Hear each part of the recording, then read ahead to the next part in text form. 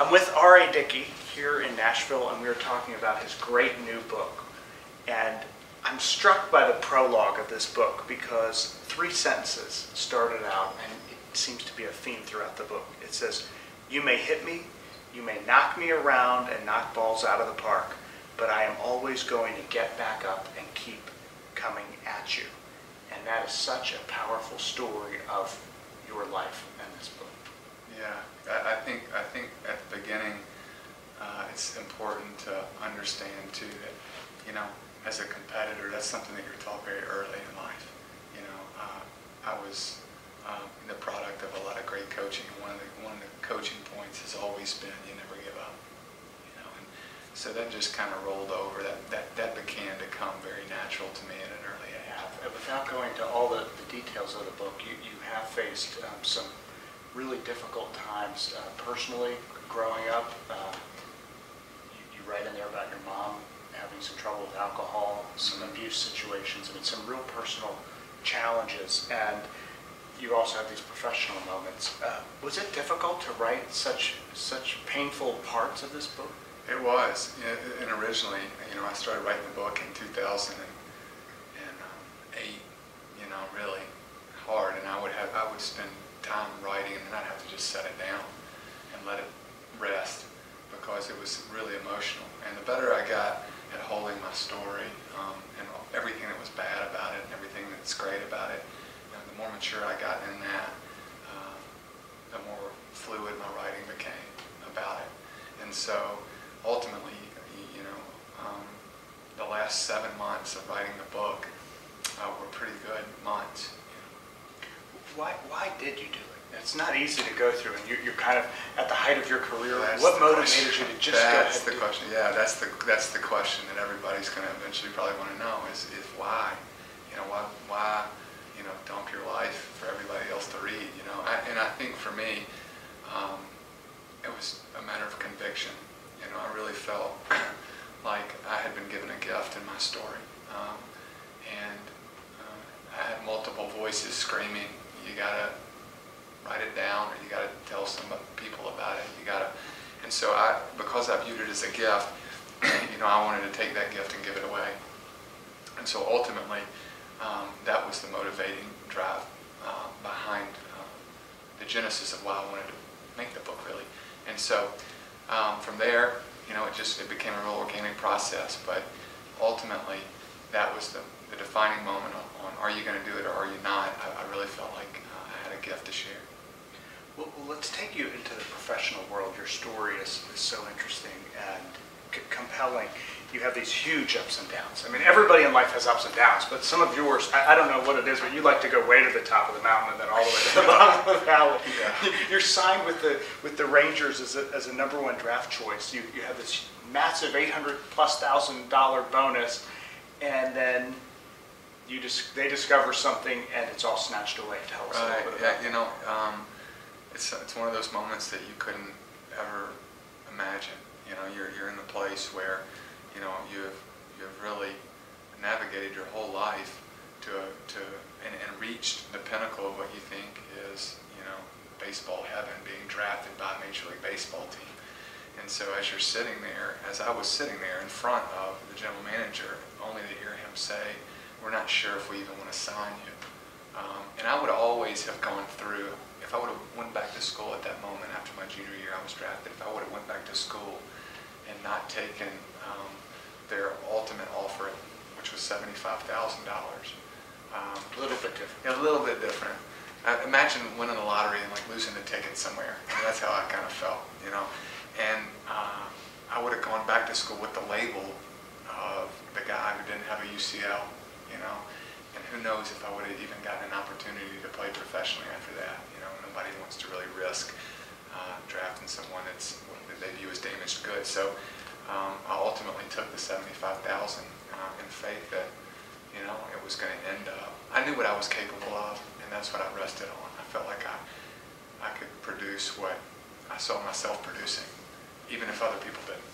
Well, I'm interested in that moment because if you have that lottery ticket and someone's dangling it out there and then all of a sudden it's snatched away, take me right to that moment where you hear those words, and Oh. what's your reaction? How do you respond to that? Well, I had really two responses in the framework of about 6 milliseconds. And the first response was I wanted to choke the guy out across the desk who was I'll just telling back up a little. Yeah. I'm having a flashback. Yeah, thanks. So, I wanted to reach across and say, no, you're not going to do this to me. You're not going to do. I had, I knew I performed well enough to know that I was going to be a pretty high round pick. So coming from humble beginnings, I had dreams for the money that I was about to get, dreams to help my mom, dreams to help my family, dreams to have something that I really never grew up with. You already had a list. Yeah, I had a literal list. And so. And a ring was on that list. A ring was on that list, an engagement ring. Ultimately I had enough left over to get the engagement ring. But in that moment, I wanted to choke the guy that was telling me, you're not going to be able to do what you think that you're going to be able to do. And simultaneously, almost, had the same feeling of just relax, And I really attribute that to my faith and just really the Holy Spirit saying, I'm going to take care of you. It's ugly in this moment, but I've got you. And your faith is so important to you. You can read it in your book, and was there with you through a lot of difficult circumstances. How does that play a role in kind of your everyday life today, now that you're on the mountaintop? Is it still there? Is it still motivating you? I know you have this fantastic work in philanthropic work. Is that part of the reason for it? I think part of it for me is I don't really feel like I'm on the mountaintop. I feel like I'm much better at being on my knees. I feel like that's where I can do the best work. And so, and I haven't always been that way. It's been a real growing process for me, which I talk about in the book. But I've made a lot of mistakes, a lot of really bad mistakes, and I talk about that as well. But I think ultimately, I had enough people who invested in me and believed in me to help me see that there was a different way to live, and I embraced that. And thankfully, things have ended up a certain way for me. But I'm certainly the product of a lot of grace. Well, the book title, Where I Wind Up, which has multiple meanings, obviously, but literally it meant where you wind up. You've moved quite a bit. How many times have you moved? Well, as a family, with my own family, with just my wife, and now I have 4 children, I think we celebrated our 41st move this past year. And that counts spring training, all the ups and downs of minor league lifestyle and the big leagues, and then back to Nashville, and then back to spring training for about 16 years. Well, I want to switch gears, just ask you a different question about Twitter. Yeah.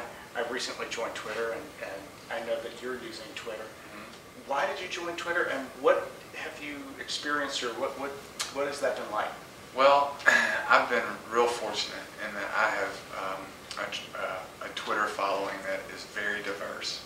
And we talk about everything from Star Wars to baseball to literature and I think that's been neat for me to use that social media platform to have a voice. And I think that's what a lot of people want, is to have a voice. It helped us raise $100,000 for a charity. It helped us spread the word about all kinds of different things. And so, I have a following, I guess, close to 20,000 followers. I've been doing it for a little less than a year. And in New York, that can be real viral. And so if you have something to say that's worth saying, it's a great outlet to be able to yell from. Just be careful what you say, because it will go viral. Especially in New York. Yes, I imagine so. So, I just want to ask you a question about success, because you have had success. You have had this ability to face down all kinds of circumstances, personally, professionally, setbacks in the majors, back to AAA, all of these things. What is it inside of you? What is it about one person that faces adversity and kind of crumbles, and somebody else who really does follow what we saw in the prologue and keeps getting back up? Yeah, in my own experience, which is all I can really speak from, I think it's a few different reasons. I think for me, it's been partially because of a very strong faith and a loving God. I think for me too, it's also been about a lot of people who loved me well enough to pour into me, even when I was at my ugliest. And then 3, I think there's there's something inside us all that has the ability to make a choice. I think that human nature sets things up to where you know the right decision. You don't always choose it, but you know it. I don't think that's real disputable. And I think it was just a matter of feeling an urging as I've grown to choose that. And ultimately it ended up in a good place, but I can't underscore enough how valuable it's been to have people who love me well. Awesome. Well, thanks so much for this book and for all that you've done. It's a terrific story, and I think it's motivational people, not just from a sense of sports, but also leadership and business and politics. Anybody who's trying to lead a team or compete or dealing with adversity, it has all of that in there. Thank you. You loaded it Yeah, up. well, it wasn't intentional. I think that's just the way it ended up. But you're right. I think there's a little something for everybody. It's great. Thank you so much.